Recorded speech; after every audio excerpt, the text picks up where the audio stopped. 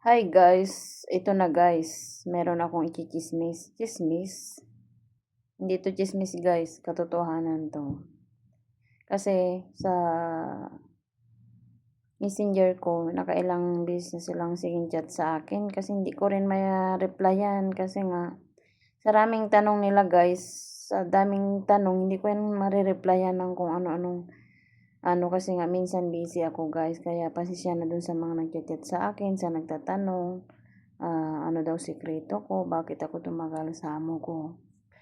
Ito na guys, siyempre, unang-una sa Pilipinas pa lang, sa pag-apply pa lang natin, kailangan natin yung number 1, magdadasal ka, siyempre.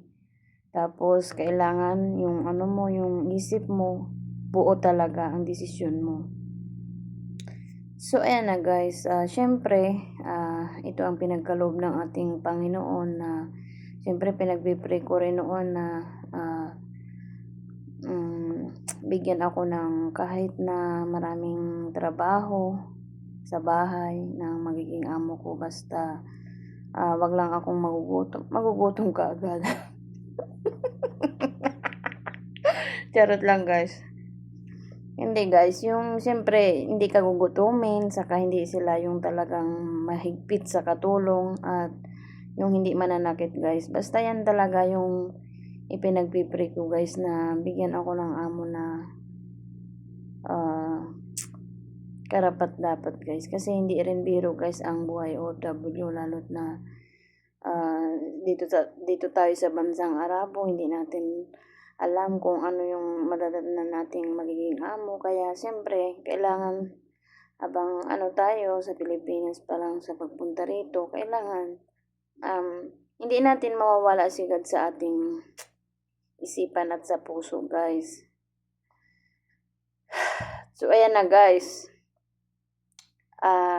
Sa nagtatanong guys kung ilang taon na ako dito, 9 years na ako guys, kasi 2016 ako pumunta rito. So ngayon 2025 na, pumunta ako dito ay June. Yan. Kaya ilang month na lang, 9 years na guys. At ang dami rin nagtatanong kung bakit daw hindi ako umuwi sa ganong napakaraming taon na nagdaan. Siyempre guys,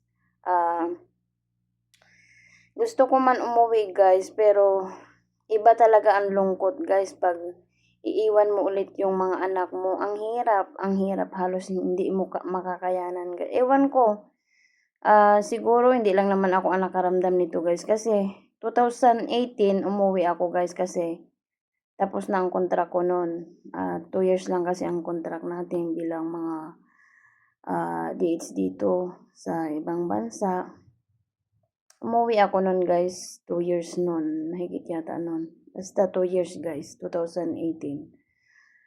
So, bumalik lang din ako at nagbakasyon lang ako guys ng 2 months. So, alam nyo guys, napakahirap. Sa unang pag-alis natin, parang masaya tayo na siyempre matutupad na yung ating pangarap at ito yung pinangarap natin na para sa pamilya.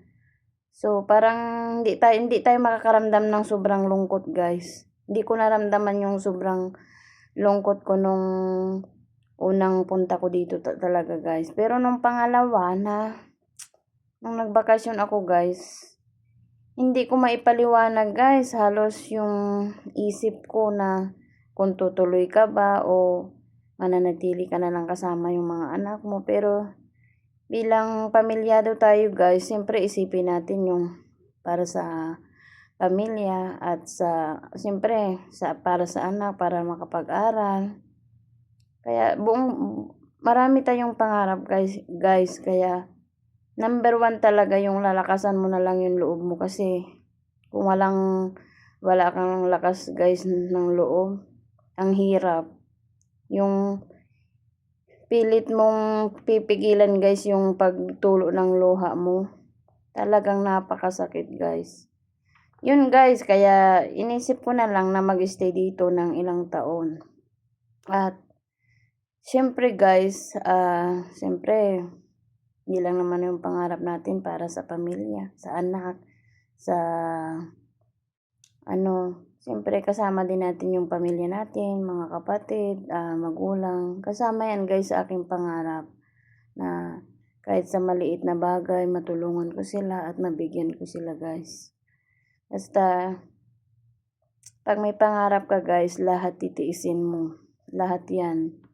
Kaya sa mga tanong sa akin, yan guys, talagang hindi naman hindi rin na ang tawag dun, hindi rin madali guys yung hindi ka uwi ng ilang taon. Siyempre, namimiss mo rin yung mga anak mo, pamilya mo. Kaya, tiniis ko rin guys na hindi ako umuwi kasi nga, parang kung uuwi ako guys sa tamang taon ng pag-uwi ko, parang ayaw ko nang ulit iwan yung mga anak ko guys, na katulad ng pangalawang punta ko rito na parang napakasakit. Hindi ko mawari yung kalungkutan guys na nararamdaman ko nung time na yun. Kaya mas pinili ko na lang magtagal muna dito. So, yun lang guys. Kaya basta may pangarap ka, laban lang kung ano mang mga problema sa Pilipinas, paglamanan natin yan guys, kasi kaya naman tayo nandito para sa kanila. At kung anong nararapat na para lang malibang ka, libangin natin guys yung ating sarili. Basta nasa ayos lang na kaparaanan. Basta magpipray ka lang lagi at laging itatak mo sa puso mo na hindi ka nag-iisa. Kahit nasa malayo ka, andyan si God sa ating puso at isipan na hindi tayo papabayaan. Basta magpray lang guys at basta sa pangarap lahat titiisin. So ayun guys, yung mga katanungan yung iba pa. Sa susunod na lang siguro kasi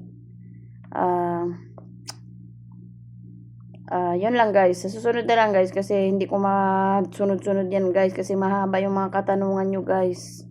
Abangan nyo na lang guys. Basta may time ako. Kaya dun sa mga nagchat-chat sa akin, para lang lumakas yung loob nyo. Lakasan nyo lang guys yung loob nyo. Subukan nyo guys kasi walang imposible kay God. Basta tiwala ka lang na magiging mabuti rin ang mapupuntahan mong amo. At siyempre, lakasan lang ng loob guys. Kaya go ka lang guys kung anong nararapat na sa mga plano mo at sa pangarap mo. Basta sa pamilya. Basta ituloy mo lang yan guys. Kasi malaking bagay din yan guys na makakatulong ka tayo sa ating pamilya guys. So, ayan guys. Yung nagtatanong pa guys kung ano daw ang ugali ng amo ko. Sa susunod na lang siguro guys kasi marami yan guys. Mahaba yung kwento ng aking mga naranasan dito. Mahaba talaga guys. Kaya next time na lang guys. Basta yun lang muna kung bakit ako hindi umuwi at kung ilang taon ako dito. Yun lang muna guys ang sabihin ko. Kaya bye-bye. I love you all. Ingat po tayong lahat. Mahal tayo ng ating Panginoon. Bye.